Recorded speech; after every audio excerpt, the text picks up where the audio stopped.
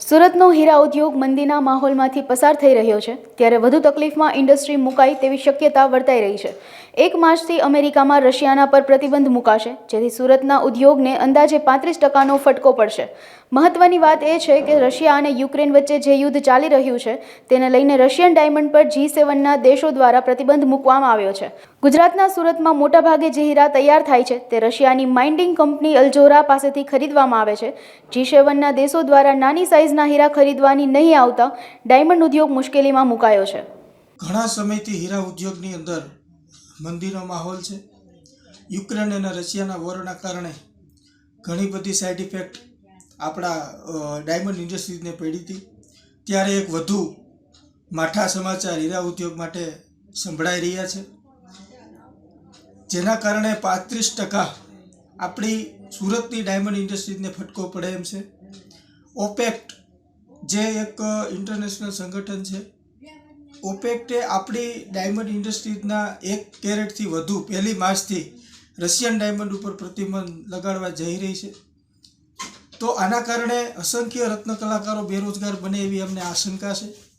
આના કારણે વધુમાં વધુ રત્ન કલાકારો ગુજરાતની અંદર જે આર્થિક ઉદ્યોગ છે, જેને સુરતને મજબૂત બનાવ્યું છે, જે ગતિશીલ ગુજરાતની અંદર સુરતનો મહત્વનો પાર્ટ છે, એ પાર્ટની અંદર જે ઓપેક નામનું એક સંગઠન છે, જે અમેરિકન ની અંદર આવેલું છે। અમેરિકાએ રશિયન ડાયમંડનો બેલ્ટ 1 માર્ચથી મારવા જઈ રહી છે, ત્યારે હીરા ઉદ્યોગની અંદર 35% ફટકો આપને પડે એમ છે।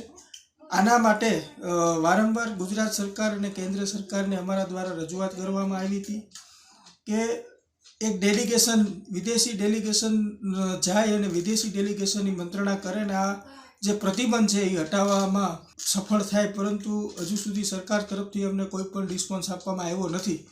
તો આના માટે વારંવાર અમે કહીએ છીએ કે બેરોજગાર જ્યારે પણ હીરા ઉદ્યોગની અંદર મંદી આવે છે, ત્યારે પહેલો ભોગ કારીગર બનતા હોય છે।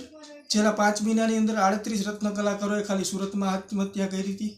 તો આત્મહત્યાનો દોર વધે નહીં, બેરોજગારીનો દોર વધે નહીં, એના માટે અસંખ્ય વાર સરકારને રજૂઆત કરી હતી। હમણાં જ અમે ગુજરાતના શ્રમ અને રોજગાર મંત્રી શ્રી બળવંતસિંહ રાજપૂતને પણ મળ્યા હતા કે હીરા ઉદ્યોગની અંદર મંદી આવી રહી છે અને મંદીનો માહોલ છે। તો આ એક મોટો ઝટકો ડાયમંડ ઇન્ડસ્ટ્રીઝ માટે કહેવાય, કારણ કે 35% ઝટકો આપણે સુરતની ડાયમંડ ઇન્ડસ્ટ્રીઝને પડે એમ છે। તો આ ના પડે એ માટે સરકારે એમાં આગળ આવીને પ્રયાસો કરવા જોઈએ। જય હિન્દ। રશિયા અને યુક્રેનના યુદ્ધ પછી અમેરિકાએ અને G7ના દેશોએ રશિયા પર ઘણા આર્થિક પ્રતિબંધો લાદ્યા છે। રશિયાની અંદર અલ્રોઝા કંપની રફ ડાયમંડનું ઉત્પાદન કરે છે અને એમાંથી 29% જેટલો હિસ્સો આપણે ભારતની અંદર ઇમ્પોર્ટ કરતા હોઈએ છીએ। 2 મહિના પહેલાં G7 દેશોએ જ્યારે સુરતની મુલાકાત લીધેલી, ત્યારે એમને પરિસ્થિતિની આપણે બધી વાત પણ કરેલી કે ભાઈ જો તમે રશિયન રફ ઉપર પ્રતિબંધો મૂકશો તો ભારતની, ખાસ કરીને ગુજરાતની, સુરતની ડાયમંડ ઇન્ડસ્ટ્રીને ઘણા મોટા પ્રોબ્લેમો ક્રિએટ થશે। કારણ કે રશિયાથી જે પટલી સાઇઝનો માલ આવે છે એટલો માલ બીજી કોઈ માઇનિંગમાં નીકળતો નથી અને એની ઉપર લાખો રત્ન કલાકારો પોતાનું જીવન નિર્વાહ ચલાવતા હોય છે। આ બાબતને ધ્યાનમાં રાખીને થોડું પોઝિટિવ નિર્ણય લીધેલો કે પટલી સાઇઝના માલોને ઇમ્પોર્ટ કરવા માટેની છૂટી આપશું, પણ જે જાડી સાઇઝના માલો એને ઇમ્પોર્ટ નહીં કરી શકો। હવે 1 માર્ચથી જે કાંઈ G7 ને અમેરિકા દ્વારા નિર્ણય લેવામાં આવી રહ્યો છે કે હવે રશિયાનું કોઈ પણ માલ ખરીદી અને કટ એન્ડ પોલિશ કરશે તો એની ખરીદી પણ નહીં કરાય। આ એક મોટી સમસ્યા ઊભી થશે। બીજું, એ લોકો એવું હોય ત્યારે ટ્રેકિંગ માટે એક સિસ્ટમ ગોઠવી છે કે જે કંઈ રફ જે માઇનિંગમાંથી નીકળે, જે ખરીદી કરે, એની અંદર તમારે ઓરિજિનલ ગુડ્સ એટલે જે માઇનિંગના નામ સાથે નીકળેલો હોય એ તમારે લખવું ફરજિયાત થશે। આપણે જોઈએ છીએ કે DTC ડાયમંડ ટ્રેડિંગ કંપની પણ પોતાની એક માઇન નથી, ઘણી માઇનો છે, એ તમામ માઇનિંગનો માલ ભેગો કરીને એ માર્કેટમાં મિક્સ ગુડ તરીકે વેચતા હોય છે।